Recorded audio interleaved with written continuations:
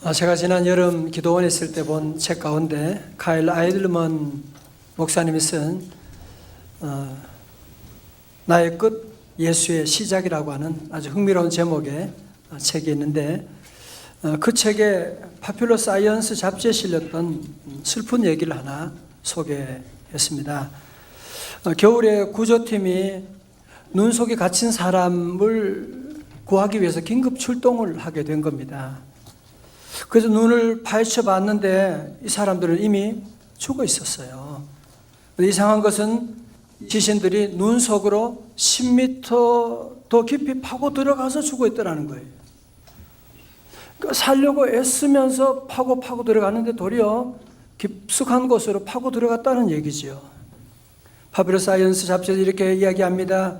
눈 속에 갇히게 되면 눈을 팔 것이 아니라 먼저 얼굴에 눈을 털어내고 침을 뱉어보라는 거예요. 그래서 침을 뱉게 되면 침은 중력의 법칙에 따라서 내려가는 쪽으로 방향을 잡고, 그래서 침이 내려가는 떨어지는 반대 방향으로 파고 나오면 살아날 수가 있다. 그런 얘기를 했습니다. 막상 이런 어려움 당하면 이게 잘 받기가 쉽지 않을 거죠.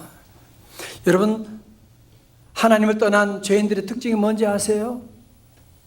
열심히 살려고 하고 잘 살려고 성공하려고 애쓰지만 마지막에 가보면 결국은 참 멸망의 길로 파고 들어가는 모습을 여러분 보고 있지 않습니까? 여러분, 예수 믿는다는 것은 뭘 말하는 거예요? 멸망의 길에서 생명의 길로, 저주에서 축복의 길로, 지옥의 길로 가던 사람이 천국의 길로 가는 것을 바로 예수 믿는다고 하는 것이고, 예수님이 땅에 오신 이유가 어디 있어요? 바로 우리에게 저 지옥으로 열심히 달려가는 우리, 멸망으로 달려간 우리를 천국으로 인도하시기 위해서 우리 주님은 말씀이 육신이 되어 우리 가운데 오신 줄로 믿습니다. 이 땅에 오신 예수님께서 공생의 가운데 먼저 요단강에서 세례를 베푸시는 세례 요한을 찾아가셔서 세례를 받으셨습니다. 이번에 우리 교회도 부활절에 세례 받는 분이 많이 계신데, 아니 세례는 어떻게 하나님이 어떻게 인간에게 세례를 받을 수가 있단 말입니까? 그리고 세례라고 하는 것은 죄 씻음 받는 표인데 예수님이 무슨 죄가 있다고 세례를 받으시느냐? 여러분, 그것은요, 우리 예수님은 당신이 지은 죄 때문에 세례를 받은 것이 아니고, 예수님은 이미 세례 사건을 통해서 인류의 모든 죄를 주님이 대신 다 짊어지시고 십자가 지시는 예표 사건이라고 말할 수가 있는, 그래서 주님이 세례를 받으시게 된 것입니다. 예수님이 세례를 받으실 때 하늘이 열리게 되고 성령이 비둘기같이 그곳에 주님께 임하게 되고, 그래서 비둘기같이 임하고 하늘로부터 하나님의 음성이 들려지기 시작합니다.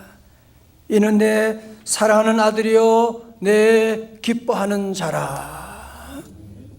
그래서 사도 요한은 이 예수님의 세례 사건을 보고 정리하고 결론적으로 말하면서 34절에서 그렇게 표현하고 있죠. 내가 보고 그가 누구이심을, 하나님의 아들이심을 증언하였노라 하니라. 아멘. 예수님은 훌륭한 성자가 아닙니다. 4대 성인이 아닙니다. 그분은 하나님의 아들이십니다. 요한복음에서는 계속해서 그분은 하나님의 아들이시다라고 하는 것을 강조하는 것을 여러분 앞으로 주목해 보시기 바랍니다. 자, 불러보세요. 그런데 이제 우리 예수님이 세례를 받으시고 제일 먼저 하신 일이 뭐냐? 중요하지 않겠어요? 설교를 하시나, 아니면 기적을 행하시거나, 아니면 큰 사업을 시작하셨나? 아닙니다. 우리 주님은 세례 받으시고 공생을 시작하면서 제일 먼저 한 일이 뭐냐? 제자를 선택하신 일입니다. 무슨 얘기를 하는 거예요? 우리 주님은 어떤 사업보다도 사역보다도 사람을 더 중요하게 보셨다, 그 말씀하는 거예요. 사람이 먼저라고 하는 것을 주님은 말씀하고 있는 거예요. 사실 우리는 사업을 하다 보면, 일을 하다 보면 자꾸 사람을 희생시킬 때가 참 많이 있어요. 직장 때문에 가족들을 희생시키고 나중에 좋은 시간 가지겠다고 했는데 그때 가보면 몸이 아파서 아픔을 겪는 데도 있고, 사업에 너무 바쁘다 보면, 일에 너무 바쁘다 보니까 사람을 키우는 일을 자꾸 등한히 할 때가 참 많이 있는, 그러면 지나고 나면 다 후회하는 그런 날이 오게 되거든요. 그러나 우리 예수님께서는 무엇보다도 어떤 사역보다도 먼저 사람을 세우는 일들, 제자를 선택하는 일을 주님은 먼저 하셨고, 제자를 선택하는데 어떻게 선택하시느냐? 35절에 보니까 또 이튿날 요한이, 세례 요한이 자기 제자 중 두 사람과 함께 섰다가, 36절 다 같이요, 크게 봉독합니다. 시작. 예수께서 건의심을 보고 말하되 어린 양이로다. 아멘. 여러분, 우리가 지난주도 보았지만 29절에서 예수님께서 세례 요한에게 세례 받으러 오니까 주님이 말씀하셨죠. 뭐라고 그랬어요? 보라, 세상 죄를 지고 가는 하나님의 어린 양이로다. 자, 그 다음 날 또 예수님이 이제 걸어오시는데 세례 요한이 두 제자와 함께 있다가 그 제자들에게 얘기하는 거예요. 보라! 얘들아, 봐. 저분이 바로 하나님의 어린 양이셔. 여러분, 세례 요한의 특징은 뭐냐면, 많은 사람들은 나를 보라 그러잖아요. 나를 보고 내가 너를 세례 요한은 그렇게 말하지 않아요. 나를 보는 것이 아니라 어린 양 예수님을 바라보라고 말씀하고 있는 거예요. 어제도 그 얘기하고 오늘도 그 말씀하고, 세례 요한의 머리에는 오직 예수님밖에 계시잖아요. 다 같이 오직 예수. 그는 입만 열면 예수님 얘기하는 거예요. 예수님이 온 몸의 세포마다 흐르게 되는 예수님의 집중된 그런 삶을 살아가셨고, 그랬더니 어떤 일이 일어나느냐? 37절에서 두 제자가 그의 말을 듣고 예수를 따르거늘. 자, 앞을 보세요. 이제 정리하면요, 세례 요한의 제자가 이때 두 명 있었는데 그 중에 한 사람이 누구냐? 안드레. 그리고 또 한 사람 누구냐? 요한복음을 기록한 사도 요한이에요. 그러니까 여러분, 사도 요한은 먼저 사실은 세례 요한의 제자였던 것이죠. 그 세례 요한은 이 제자들, 사랑하는 제자들과 함께 가다가 보라, 하나님의 어린 양이로다 하고 예수님을 가리키고 얘기하니까 제자들 진짜로 예수님만 바라보고 이 세례 요한을 떠나서 예수님의 제자가 되기로 그곳으로 가버리게 된 거예요. 여러분, 사실 어떻게 보면, 인간적으로 보면 세례 요한이 그들을 얼마나 사랑한 제자들인데 자기를 떠나서 예수님께 간다? 마음이 아플 수가 있죠.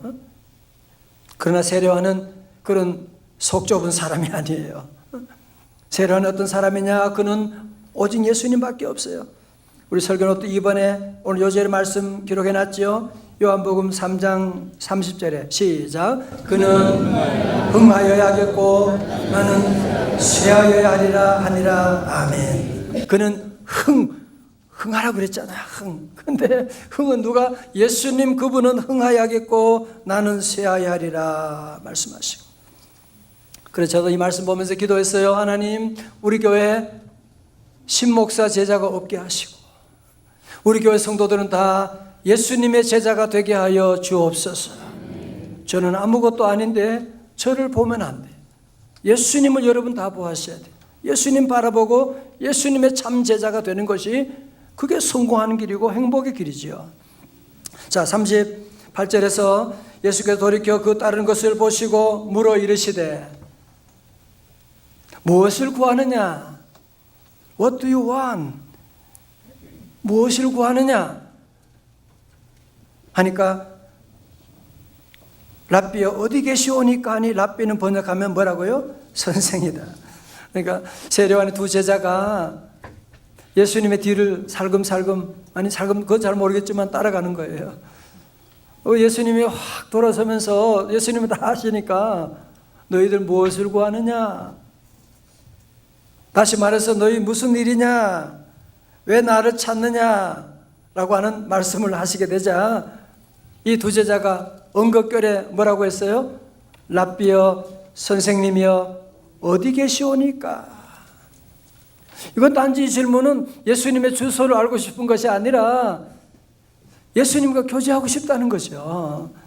예수님이 어떠신 분인지 알고 싶다는 거죠.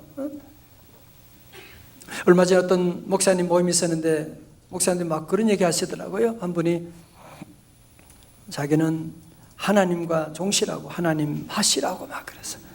어떤 분은 그래요. 자기는 지저스 지시라고 그러면서 어떤 분은 또 그래요. 나 자기는 임마누엘 임시라고 하면서 임마누엘 임시라고.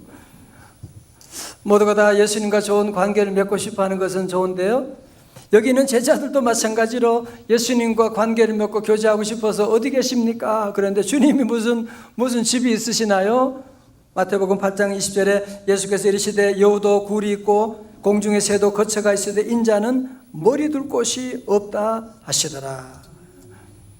자, 그러면서 우리 주님께서는 자신에게 친밀한 교제를 하기를 원하는 자기에게 온 이 두 제자들에게 아주 중요한 말씀을 하셨어요.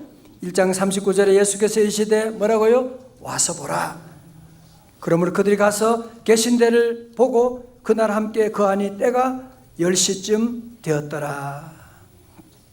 여러분, 예수님께 두 제자에게 와서 보라라고 하는 것을 원문에 맞추어 번역하면 너희들이 오라, 그러면 너희들이 알게 될 것이다. Come and you will see. 너희들이 알게 될 것이다 라고 하는 말씀을 하셨고, 제자들은 가벼운 마음으로 예수님을 만나게 되고 예수님과 교제를 하게 되고 그 만남의 시작이 몇 시라고요? 10시. 그러니까 우리 시간으로 하면 더하기 6을 하면 되거든요. 오후 4시쯤. 해가 뉘엿뉘엿 나가는 그런 시간 가운데 저들은 예수님을 만나게 되고 예수님과 교제하게 되고 예수님의 말씀을 들으면서 저들 안에 놀라운 변화가 생기는, 세상의 어느 누구와도 바꿀 수 없는 놀라운 만남이 시작되었기 때문에 이 만남의 세월이 50년이 지났지만 사도 요한은 그때 만남 그 시간을 기억하면서 사도 요한의 우리가 만났던 그 시간이 바로 10시였다고 하는 것을 기록하고 있는 것을 볼 수가 있습니다. 여러분, 샘터사라고 하는 그 잡지가 있는데 편집장을 지낸 시인 정채봉 씨가 만남에 대해서 이렇게 얘기했어요. 가장 잘못된 만남은 생선과 같은 만남이다. 만날수록 비린내가 나니까. 가장 조심해야 될 만남은 꽃송이 같은 만남이다. 피어있을 때는 환호하다가 시들면 버리니까. 가장 비천한 만남은 건전지와 같은 만남이다. 힘이 있을 때는 환영하지만 힘이 떨어지면 던져버리니까. 가장 시간이 아까운 만남은 지우개 같은 만남이다. 금방의 만남이 순식간에 지워져 버리니까. 그러나 가장 아름다운 만남은 손수건과 같은 만남이다. 힘들 때 땀을 닦아주고 눈물을 흘릴 때 눈물을 닦아주니까. 여러분, 공감이 되세요? 그렇죠? 여러분, 그렇다면 우리 예수님과 만남은 어떤 만남일까요? 손수건과 같은 만남. 주님의 피 묻은 손수건과 같은 그 만남이 있기 때문에 주님은 우리의 모든 눈물을 씻어주시고 땀을 닦아주시고 오늘 이 아침에 참여한 우리 모든 성도들 손수건 같은 주님이 우리를 닦아주시고 새 힘을 더하여 주실 줄로 믿습니다. 저는 그래서 우리 성도들 기도할 때, 특별히 어린 자녀들 기도할 때, 어린 애기들 안고 기도할 때마다 꼭 빼놓지 않고 기도하는 게 있어요. 주여, 이들에게 만남의 복을 허락하여 주옵소서. 제가 살아보니까 만남이 제일로 중요하더라고요. 공부도 중요하고 건강도 중요한데 제게 오는 만 가지 복은 다 만남을 통해서 오더라고요. 만남을 통해서. 여러분, 기도하셔야 돼요. 주여, 우리 자녀에게 만남을 복을 허락하여 주옵소서. 그 만남 가운데 가장 귀한 만남은 누구와의 만남? 예수 그리스도와의 만남. 여러분 그런 말 들어보셨죠? 신앙의 방황은 좋은 교회 만나면 끝나고 인생의 방황은 누구 만나면 끝난다고요? 예수님 만나면 끝나는 거예요. 할렐루야. 자, 이제 안드레가 예수님을 만나고요, 놀라운 변화를 겪는 거예요. 자, 그래서 얼마나 흥분했으면 날이 새자마자 그는 자기 형 베드로 시몬을 찾아가는 거예요. 자, 41절 보세요. 그가 먼저 자기 형제 누구 시몬을 찾아 말하되 우리가 메시아를 만났다 하고, 메시아는 번역하면 뭐예요? 그리스도라. 자, 여기 보세요. 여기 중요한 단어가, 동사가 뭐냐면은 만났다라고 하는, 헬라어 원어를 보니까 뭐냐? 유레카라고 되어 있더라고요. 오늘 설교 제목도 유레카라고 하는 것인데, 유레카라고 하는 말의 뜻은 뭐냐면은 만났다, 찾았다, 그런 뜻을 가지고 있어요. 다 같이 유레카. 여러분, 유레카 하면 생각나는 사람 있죠? 그리스 수학자 아르키메데스가 어느 날 목욕탕에 들어갔다가 물 부피만큼 자기를 밀어내는 힘, 이 부력의 원리를 발견하고서는 너무 좋아가지고 옷도 안 입고 막 그냥 밖에 다니면서 소리쳤다는 거 아니에요? 뭐라고요? 유레카, 유레카라고 하는 얘기했다는 것이 바로 그 유레카라는 단어가 바로 여기에서 나온 단어입니다. 자, 이제 앞으로 보세요. 안드레가 이제 예수님 만나고, 예수님을 만나니까 그냥 이분은 사람이 아니야. 하나님의 아들이야. 우리가 그렇게 기다리고 기다렸던 그 메시아라고 하는 것을 깨닫고 메시아를 만나고 유력한 다음에 그 마음속에 제일 먼저 생각나는 사람이 있는 거예요. 누구? 그의 형 베드로였어요. 여러분도 그렇잖아요. 어디 가서 맛있는 음식을 먹는다, 좋은 그림을 본다, 그러면 제일 먼저 사랑하는 가족이 생각나잖아. 마찬가지로 이 안드레도 형 베드로가 생각이 나니까요. 그래서 그는 얼른 베드로 가서 내가 메시아를 유레카했다고, 메시아를 만났다 그러니까, 베드로 시몬이 볼 때는 얘가 지금 무슨 소리 하는 거야 지금? 무슨 메시아가 어디 있다고 만나고, 아마 그런 생각을 하고 시큰둥하고 있는데, 이 안드레는 논쟁을 벌이지 않고 뭐라고? 예수님 방법으로 와서 보라. 자, 그래서 어떻게 왔나요? 42절의 말씀 가운데 보면 어떻게 해요? 데리고 예수님께로 오니. 여러분, 이게 전도하는 방법을 여러분 자꾸 어렵게 생각하면 안 돼요. 자꾸 논쟁을 하려고 하는 분들이 계세요. 아니에요. 예수님께 데리고 오는 거예요. 예수께서 보시고 이르시되 네가 요한의 아들 시몬이니 장차 뭐라고요? 게바라 하리라 하시니라. 게바는 번역하면 다 같이 뭐예요? 베드로라. 자, 오늘 여기서 중요한 조는 분이 있으니까 퀴즈 하나 드리겠어요. 맞추는 분에게 오늘 점심 식사를 마음껏 드실 수 있도록 합니다. 기독교 역사 가운데서 예수님 전도를 처음 하신 분이, 최초로 전도하는 분이 누구냐? 누구예요? 누구예요? 안드레라고요? 네, 안드레. 안드레 지금 얘기하고 있잖아요. 지금 안드레가 처음 전도한 사람입니다. 자, 오늘 여기서 먼저 우리 모두에게 주시는 메시지 중에 하나는 뭐냐? 가족 전도의 중요한 것을 우리에게 말씀하고 있지요. 제가 이제 점심 때쯤 이제 극동방송을 잠깐 듣는데, 거기 그 탈북하신 분들 간증 드라마가 있어요. 거기 그런 어떤 할머니가 제가 늦게 들어서 어떻게 탈북을 해가지고 와서 보니까 남한이 너무 좋은 거예요. 집도 넓고 음식도 그냥 많이 풍성하고, 무엇보다 마음대로 교회 다닐 수 있으니까, 예수 믿을 수 있으니까 너무 좋은 거야.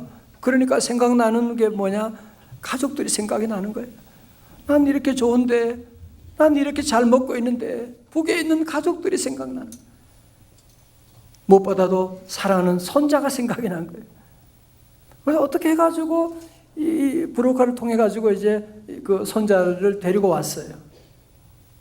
그리고 가족들을 한 사람 한 사람 데려오는데, 그 중에 이제 딸이 있는데, 큰 딸이 있는데, 가족들이 다 떠나고 큰 딸이 혼자 남았는데 어떻게 하든지 딸을 데려오고, 이제 그래서 딸을 데려오는 그런 과정 가운데 있었는데, 나중에 소문 들어보니까 딸이 정신병자가 돼가지고 죽었다고 하는 그런 얘기를 듣고 이분이 통곡을 하게 되고, 왜 내가 진작 데려오지 못해가지고 그런 간증 들으면서 저도 눈시울이 뜨거워졌어요.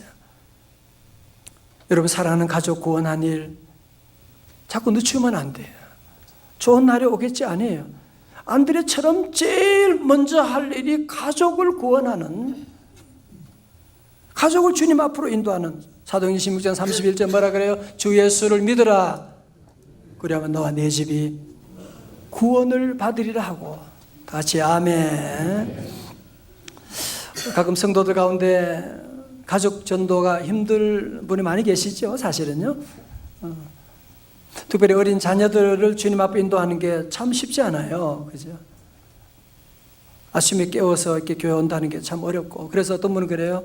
우리 아이들이 자기가 커서 자기 발로 자발적으로 믿음 생활할 수 있도록 할 때까지 저는 기다리겠습니다. 그런 얘기하는 분이 가끔 있는데, 뭐 일리가 있다고 볼 수도 있지만, 저는 생각나는 사건이 있어요. 제가 서울의 정릉교회에서 부목할 때에 그 집사님 가운데 한 분이, 그 아이가 성적이 그렇게 뛰어나요. 1등하고 엄마가 그런 거예요. 너 주일날도 공부 열심히 해야 돼. 그리고 좋은 대학에 딱 합격하면 그때 엄마랑 같이 교회 가자.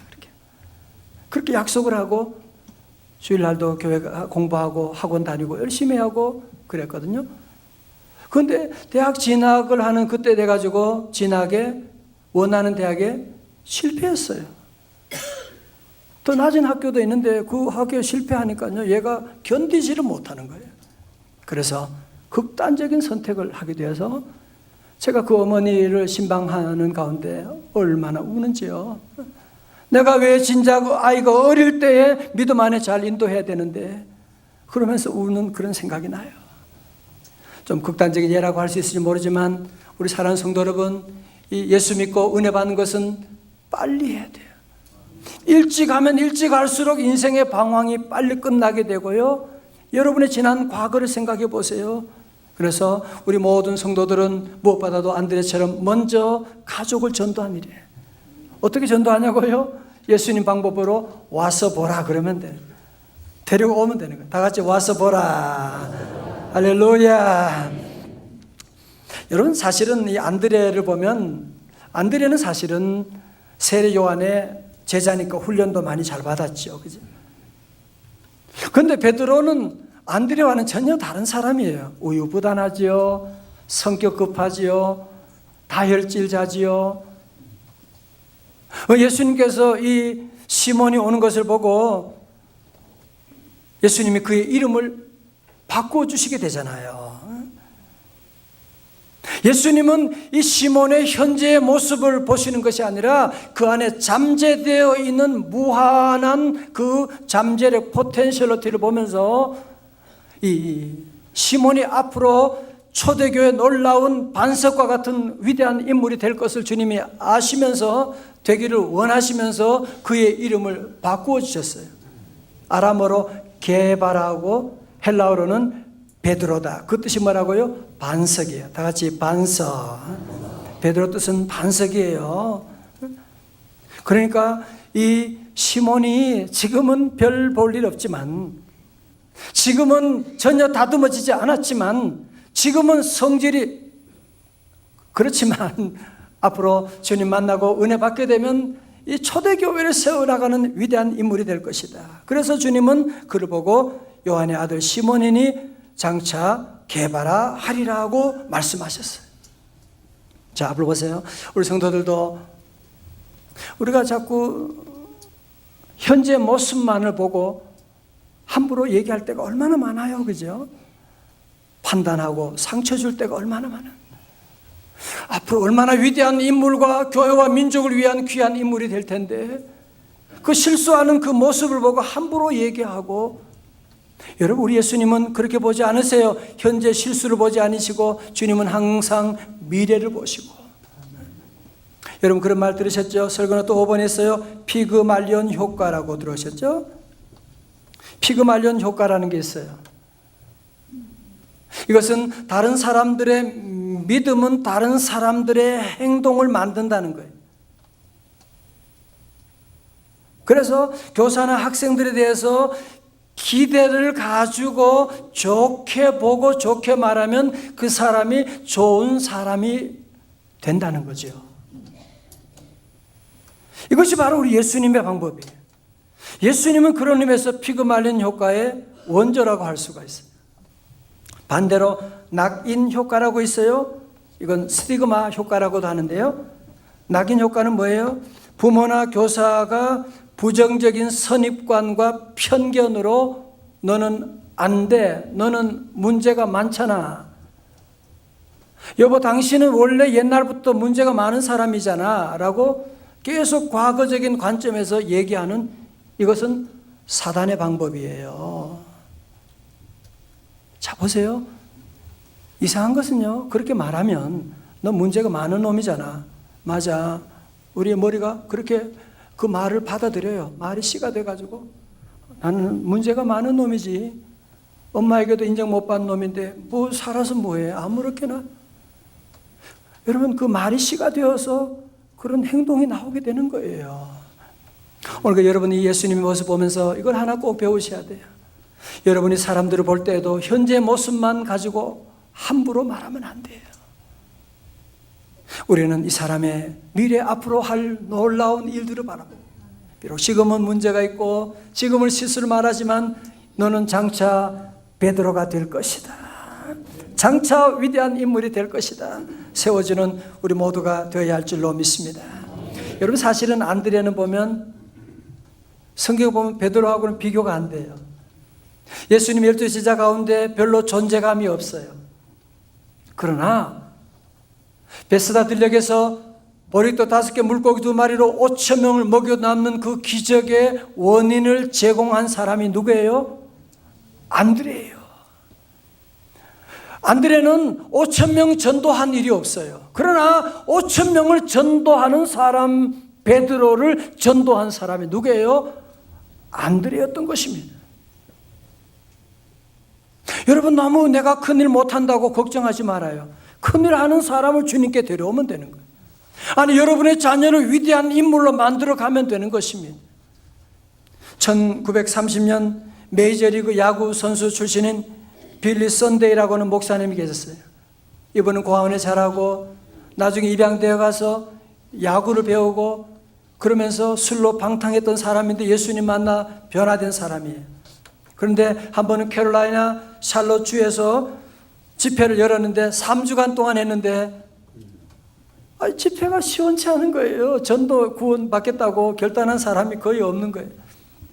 이제 집회가 다 끝나고 마지막 날이 되는데, 마지막 날 오늘 예수 믿고 구원 받을 사람 결신해서 손 드세요. 그러니까 저 뒤에 어떤 꼬마 녀석이, 한 녀석이 16살 나는 그 소년 하나가 걸어서 나오는 거예요. 남자애가.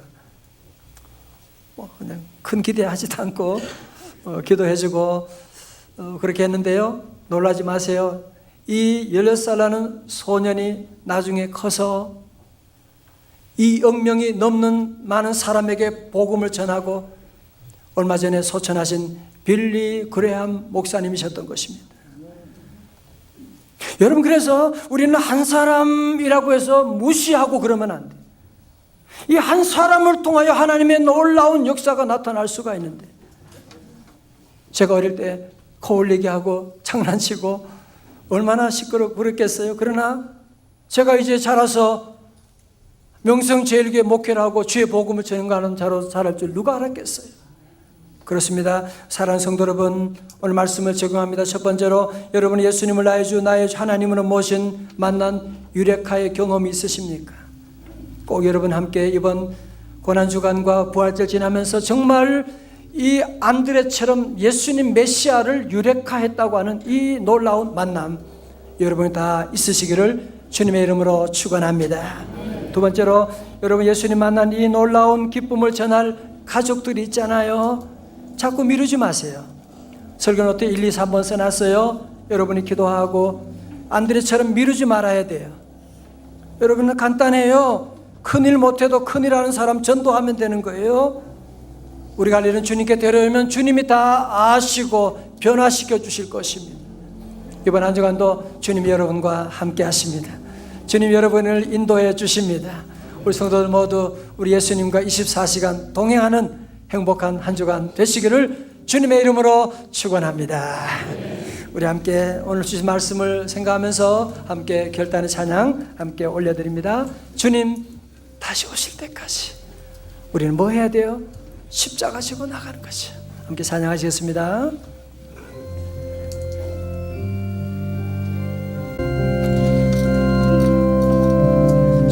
주님 다시 오실 때까지 나는 이 길을 가리라.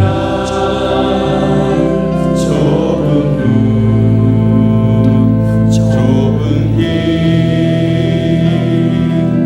나의 십자가 지고 할렐루야. 나의 가는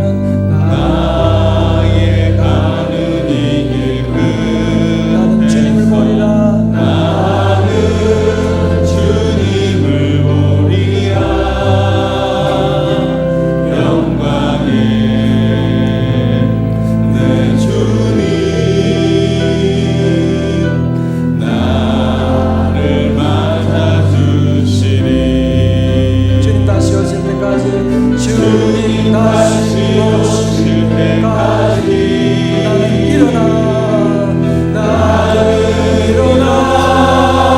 달려내라. 주의 영광 온 땅 덮을 때 나는 일어나 노래하리. 할렐루야. 사모하는 주님 온 세상 구주시라. 내 사모하는 주님 영광의